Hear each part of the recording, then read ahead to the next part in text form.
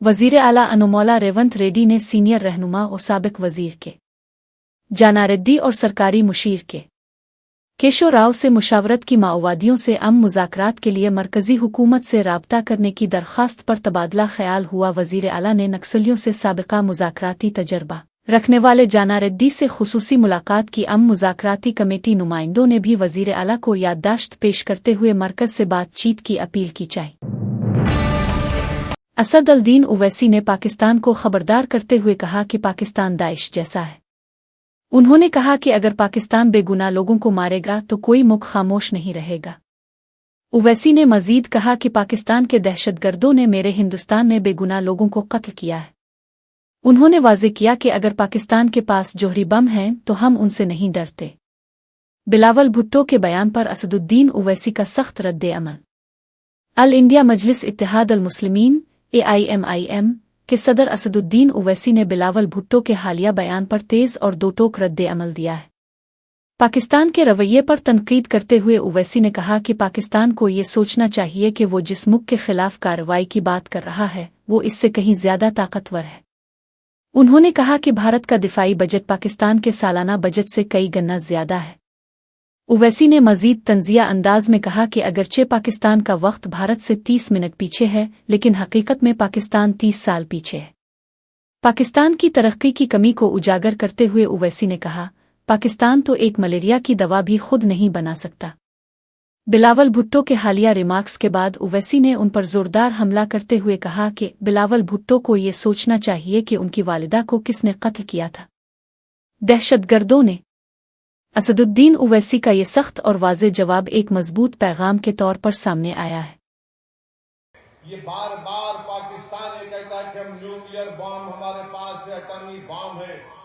याद रखिए, अगर आप किसी मुल्क के अंदर जाकर मासूम लोगों को मारेंगे तो कोई भी मुल्क खामोश नहीं बैठने वाला है, चाहे हुकूमत किसी की भी हो। मगर इस तरह से आकर हमारी भारत की सरजमीन पर हमला करना और मजहब पूछकर किसी को गोली मारना, तुम कौन से दीन की बात कर रहे हो? तुम तो खवारिज से बदतर हो, तुम तो आईसिस के जानशीन हो जो हरकत की। पाकिस्तान ये समझना जरूरी है कि आप किस देश के खिलाफ ये कार्रवाई कर रहे हैं। उनका जो एनुअल बजट है, हमारी मिनिस्ट्री ऑफ डिफेंस का बजट उससे बढ़ के है, और वो लोग जो है भारत से उनका टाइम आधा घंटा पीछे है। उन्होंने आधा घंटा पीछे नहीं है, उन्होंने 30 साल पीछे है भारत से। और वहाँ के जो पॉलिटिशियन जो ये क्या बोलते हैं, बड़बड़ापन बोलते हैं ना, ये बकबक कर रहे हैं ना, मत करो ऐसा। आप ये ठीक नहीं है। आपके घर में आप इन शैतानों को पाल रहे हैं।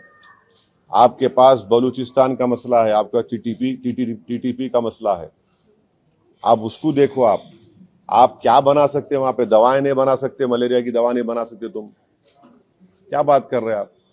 तो ये इस तरह के जो बातें कर रहे हैं वो लोग, ये ठीक नहीं है। सिंधु का पानी जो सिंधु नदी का पानी जो है रोकने का निर्णय भारत सरकार ने लिया, उसको उत्तर दिया कि हम बम डाल देंगे जो भुट्टो है। दोनों मुद्दों को कैसे देखिए, वो उन्होंने जो है अभी राजनीति में आए हैं, उनको ये सोचना पड़ेगा कि उनकी अम्मा को किसने मारा। टेररिज्म तो मारी ना उनकी वालदा, उनको अगर वो समझ में नहीं आ रहा तो क्या समझाएंगे उनको भी? भाई, जिसकी माँ को उसी के होम ग्रोन टेररिस्ट ने मार दिया तो वो बात समझो ना तुम।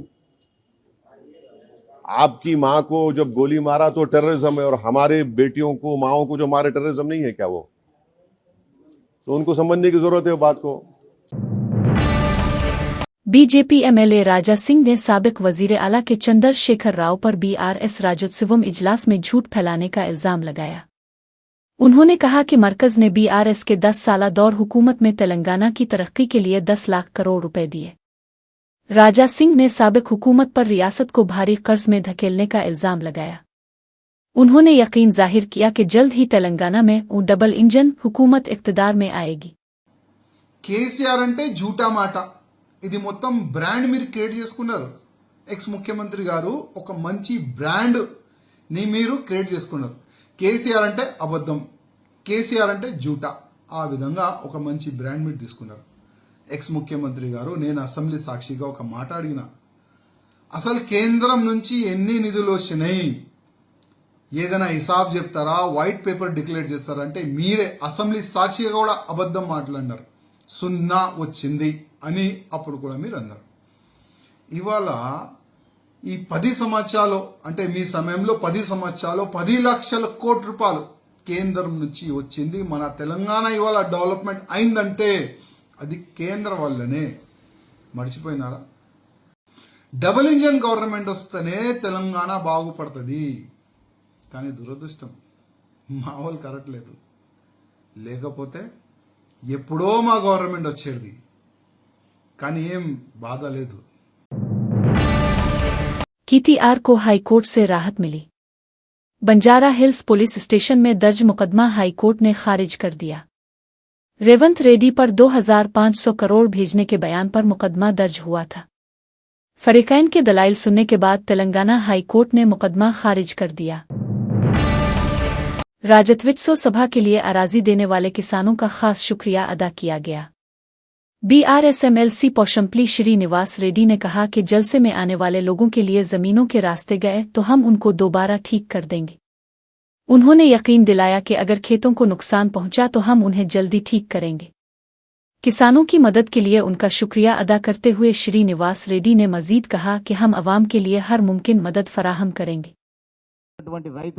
అక్కడ పొలాలు వేసినాం కాబట్టి ప్రజలందరూ కూడా నడుచుకుంటూ వచ్చారు కాబట్టి కొన్ని గిట్లు పోవడం కానీ ఇంకా వేరే విధంగా కానీ అక్కడ నడవడానికి కాలువలు కానీ ఏమైనా ఇబ్బంది అయితే ఖచ్చితంగా అవన్నీ కూడా రీస్టోర్ చేసే బాధ్యత మా ముగ్గురిది. ఖచ్చితంగా మేము సతీష్ బాబు నలుగురిది. మేము ఖచ్చితంగా వాటిని ఏదైతే అక్కడ ఇబ్బంది జరిగిందో వాటిని నార్మల్గా తీసుకొచ్చేంత వరకు మా సభ అయిపోయింది, సక్సెస్ అయింది, మా పని అయిపోయిందని మేము అనుకునే అది లేదు.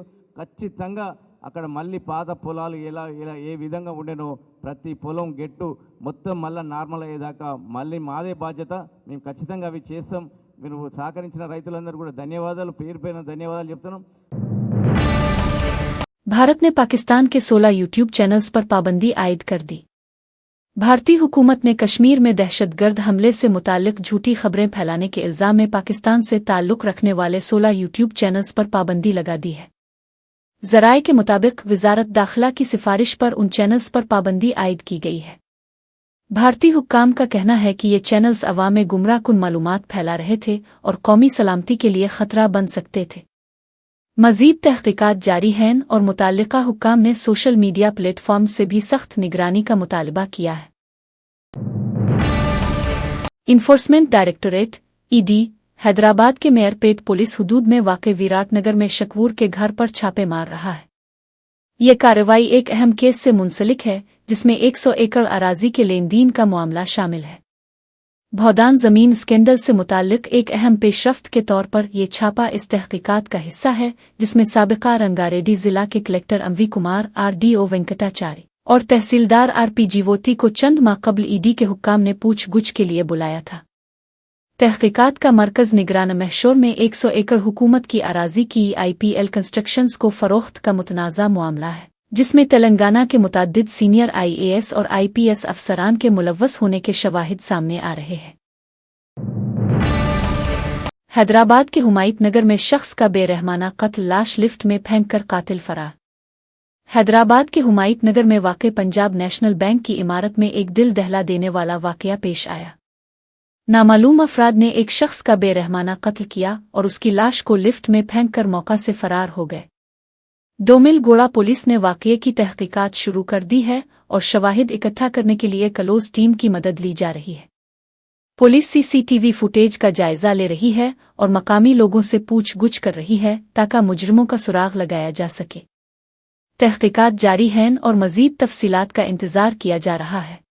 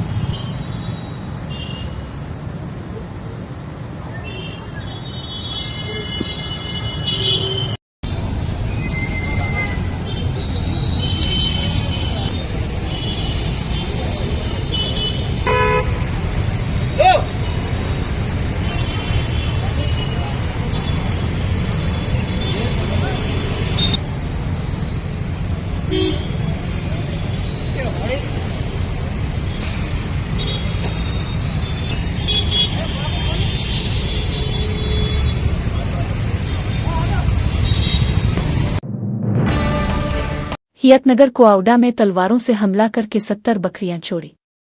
हैदराबाद की हियतनगर कुआउडा इलाके में खतरनाक वारदात पेश आई, जहां नामालूम अफराद ने 2 अफराद पर तलवारों से हमला करते हुए 70 बकरियां चारा लिए।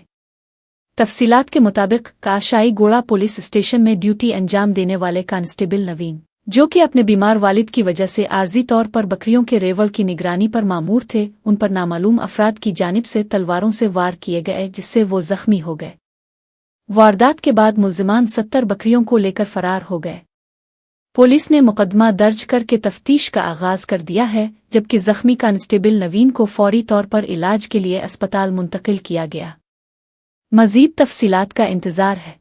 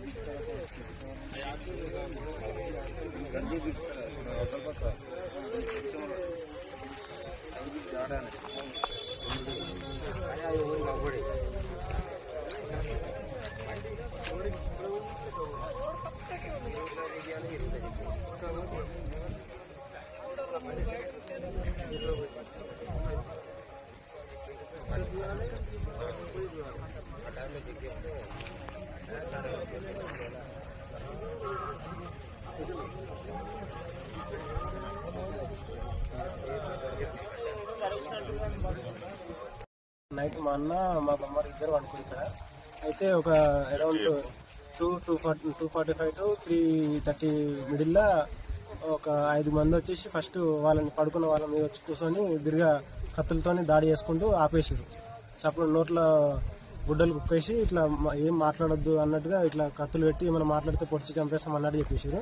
వాళ్ళ తర్వాత వాళ్ళు బొలెరో తీసుకొని వచ్చేసి వాళ్ళకి నచ్చిన ఇక వాళ్ళు పట్టినన్ని వాళ్ళకి నచ్చినన్ని వేసుకొని తర్వాత లాస్ట్ పోయే మూమెంట్లో మా అన్న కొద్దిగా డిఫెండ్ చేసుకోవడం చేయడం వల్ల వాళ్ళు కత్తులతో దాడి చేశారు. తర్వాత వెళ్ళిపోయారు. అంటే ఏ బండి తీసుకొని వచ్చారు వాళ్ళు? బొలెరో. ఎన్ని గొర్రెలు తీసుకుపోయారు? 40 నుంచి 70 ఎక్కువ పోయినాయి లేవు. వాళ్ళ ఎంతమంది పై దాడి చేశారు? ఇద్దరి మీద చేశారు, కాకపోతే కత్తులతో ఒకరి మీద చేశారు. మిగతా అతని మీద ఇట్లా లోపల దెబ్బలు ఒక 70 దాకా. గొర్రెల మంది దగ్గర ఎంతమంది పండుకోరు? ఇద్దరు వరకు. ఒక ఆయన సీరియస్ ఉందా? సీరియస్ ఉంది. ఇది ఎన్ని గంటలకు వచ్చారు? నైట్ ఒక 2-2:30. ఎంతమంది ఉన్నారు దాంట్లో? ఎవరు ఇట్లా వచ్చిన వాళ్ళు దొంగలు? 9 నుంచి 10 మంది. 10 మంది. ఎన్ని గొర్రెలు ఎత్తుకోపోయారు? ఒక 70 గొర్రెలు ఎత్తుకొని. 70 గొర్రెలు ఎత్తుకోపోయారు.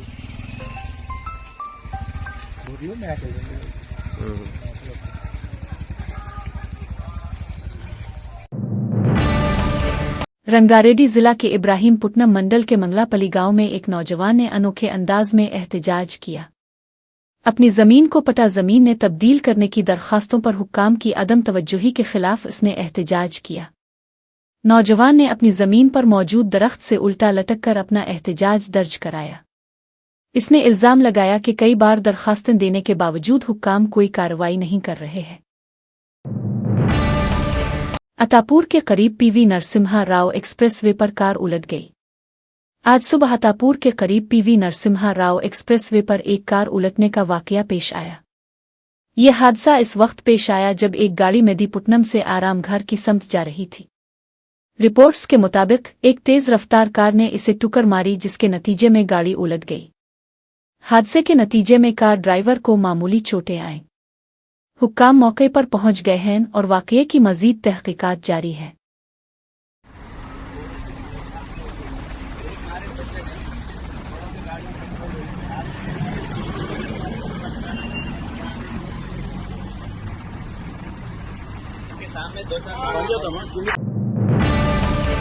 हैदराबाद के उलुयाल और वेस्ट वेंकटापुरम इलाके के रिहायशी संजय कुमार 15 ने 10वीं जमात के इम्तिहानात में फेल होने के खौफ से खुदकुशी कर ली। वो वरगाल सरकारी बच्चों के हॉस्टल में पढ़ रहा था और इम्तिहानात के बाद अपनी वालिदा के पास आया था। संजय को ये मालूम हुआ कि इम्तिहानात के नताइज 2-3 दिन में आएंगे, जिसके बाद वो फेल होने के खौफ से मायूस हो गया। इसने खौफ के बाइस पंखे से लटक कर खुदकुशी कर ली। तिरुपति में खौफनाक हादसा, 5 अफराद हलाक। कार पुतलापटोनाडुप नेशनल हाईवे पर कंटेनर के नीचे घुस गई। हादसे में 5 अफराद मौके पर ही हलाक, 2 शदीद जख्मी। पुलिस के मुताबिक हलाक शुदगान का ताल्लुक तमिलनाडु से है। आदाद्री पावर प्लांट में शदीद आग लगने का हादसा पेश आया। ये वाकया नलगंदा जिला के दिमाचरुल मंडल के वीरलापाले गांव में हुआ। हादसा इस वक्त पेश आया जब यूनिट 1 का ट्रायल रन जारी था। आग पर काबू पाने के लिए फायर फाइटर्स ने फौरी तौर पर कार्रवाई की।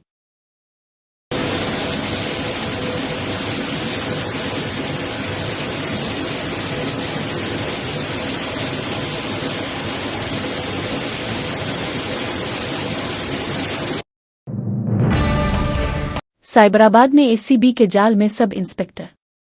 शामीरपेट थाने के सब इंस्पेक्टर एम पुरुषोत्तम रिश्वत लेते हुए रंगे हाथों पकड़े गए। उन्होंने शिकायत कुनिंदा से 22,000 रुपये रिश्वत कांस्टेबल के जरिए वसूल की और पहले ही 2 लाख रुपए ले चुके थे। एसीबी हुक्काम ने रिश्वत की रकम बरामद कर ली।